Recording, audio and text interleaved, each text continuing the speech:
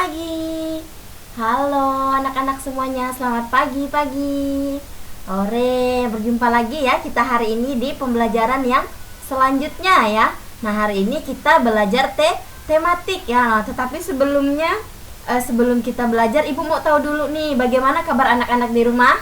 Ayo, bagaimana kabarnya? Oke, Ibu yakin ya kalian di rumah tetap baik-baik saja kan, tetap sehat karena kalian tetap mematuhi protokol kesehatan ya.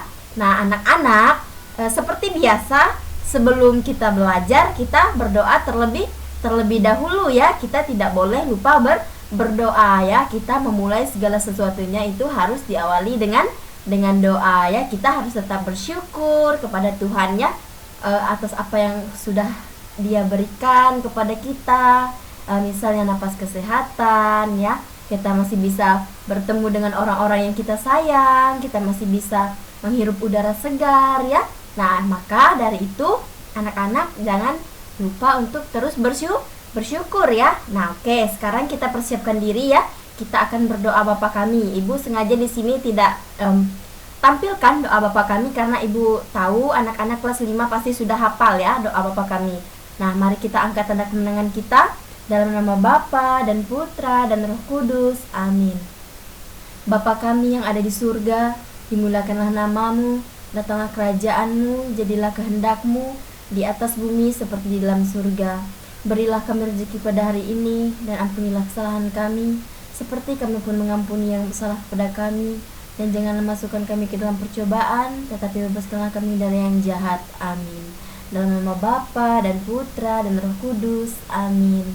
Oke anak-anak, baiklah, hari ini kita masuk kepada pembelajaran yang keempat ya. Hari ini Ibu akan melanjutkan pembelajaran kita yang kemarin ya. Kemarin kita sudah belajar pembelajaran ketiga ya. Nah, hari ini kita belajar pembelajaran yang keempat, masih di subtema 2 tema 6 ya anak-anak. Nah, hari ini kita belajar tentang kehidupan nelayan Indonesia ya. Oke. Nah, ini ya, kita masuk kepada pembelajaran yang keempat ya anak-anak. Oke, sekarang kita lanjut. Nah, di sini Ibu sudah siapkan teks ya, teks bacaan tentang kehidupan nelayan. Nah, coba anak-anak perhatikan ya. Nah, ini Ibu sudah siapkan teksnya ya. Nah, mari kita baca bersama-sama dulu ya anak-anak.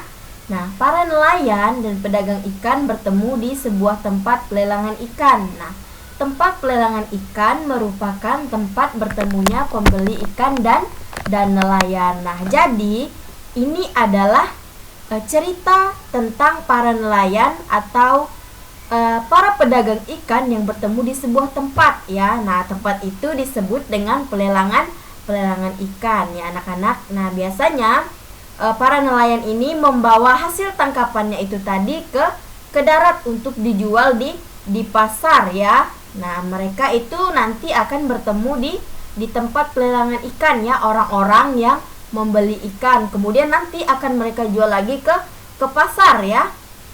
Nah, tempat pelelangan ikan ini tadi merupakan tempat bertemunya pembeli ikan dan nelayan tadi ya, yang Ibu jelaskan tadi ya. Nah, ini adalah tempat di mana nelayan dan pembeli ikan itu bertemu ya untuk menjual hasil tangkapan dari laut tadi. Nah, ini adalah contoh tempat pelelangan ikan tadi ya. Nah, ini contohnya. Nah, coba anak-anak perhatikan ya.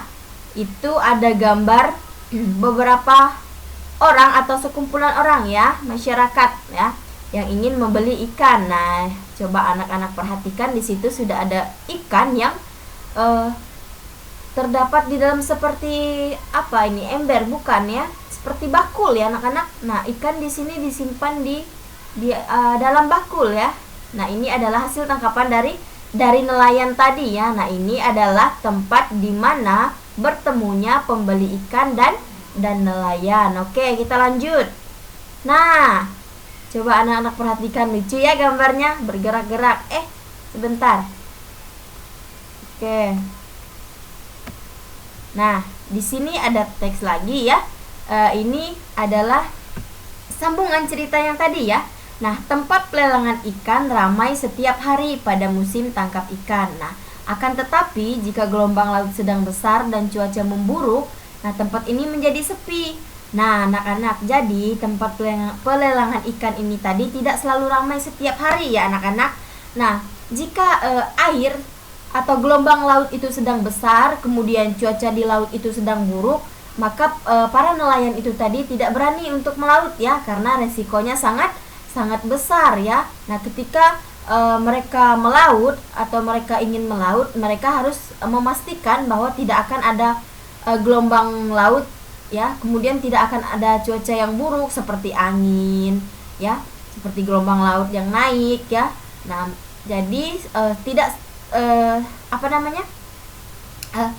pelelangan ikan ini, tempat pelelangan ikan ini tidak setiap hari dia ramai ya dikunjungi oleh para nelayan, para pembeli ikan ya. Nah, dia tergantung musimnya ya. Nah, ketika musim tangkap ikan itu tiba dan cuaca tadi tidak memburuk, maka tempat pelelangan ikan itu tadi akan ramai ya anak-anak.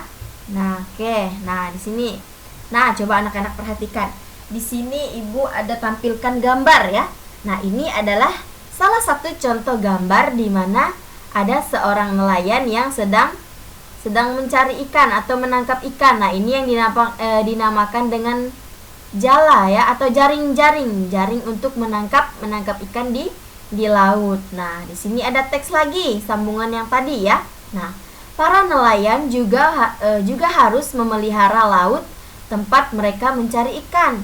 Nah, dengan cara mereka menggunakan peralatan yang sederhana ya, seperti jala ikan biasa dan menggunakan perahu nelayan yang tradisional. Nah, ini adalah contoh tadi ya yang Ibu bilang. Nah, ini adalah jala yang digunakan oleh para nelayan untuk menangkap ikan di laut ya. Nah, ini adalah salah satu contoh alat yang paling sederhana dan tidak membahayakan misalnya ikan-ikan atau hewan-hewan yang ada di dalam laut, yang hidup di laut ya. Nah, ini jala ini merupakan alat yang paling sederhana ya, yang biasa digunakan para nelayan untuk menangkap ikan ya. Dan jala ini itu adalah jala yang sering digunakan oleh nelayan untuk menangkap ikan di laut ya. Nah, perahu nelayan ini adalah termasuk ke dalam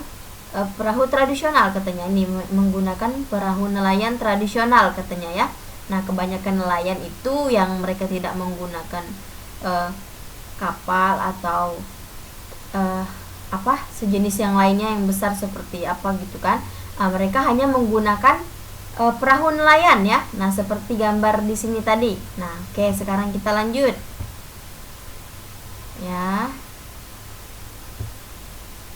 Nah, di sini ada teksnya lagi. Nah, selain itu anak-anak, mereka juga harus memastikan bahwa laut tidak tercemar oleh zat-zat berbahaya yang dapat mengancam kehidupan biota laut dan kehidupan mereka sendiri ya. Nah, selain itu para nelayan juga harus memastikan ya, apakah laut itu tidak tercemar oleh zat-zat yang berbahaya ya, seperti racun ya, atau bahan-bahan peledak yang digunakan oleh para nelayan lainnya untuk mendapatkan ikan ya.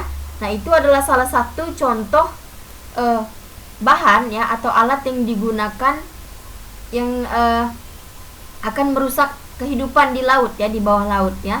Nah, jadi itu tidak boleh ya anak-anak, itu sudah melanggar undang-undang ya. Nah, kemudian selain itu mereka juga harus memastikan apakah zat-zat itu tidak akan berbahaya bagi kehidupan biota di laut dan kehidupan mereka sendiri. Nah, coba anak-anak bayangkan. Nah, ketika kita mengkonsumsi atau kita memakan ikan hasil tangkapan dari para nelayan ini tadi yang dijual ke pasar, kemudian kita atau orang tua kita membelinya ya. Nah, itu pasti kita akan misalnya keracunan. Nah, contoh kecil misalnya kita akan sakit perut atau muntah-muntah ya. Nah, itu pasti disebabkan dengan laut yang sudah tercemar tadi ya, karena zat-zat yang berbahaya ya. Nah, misalnya ikan pasti jika mereka sudah terkena bahan peledak itu tadi, maka atau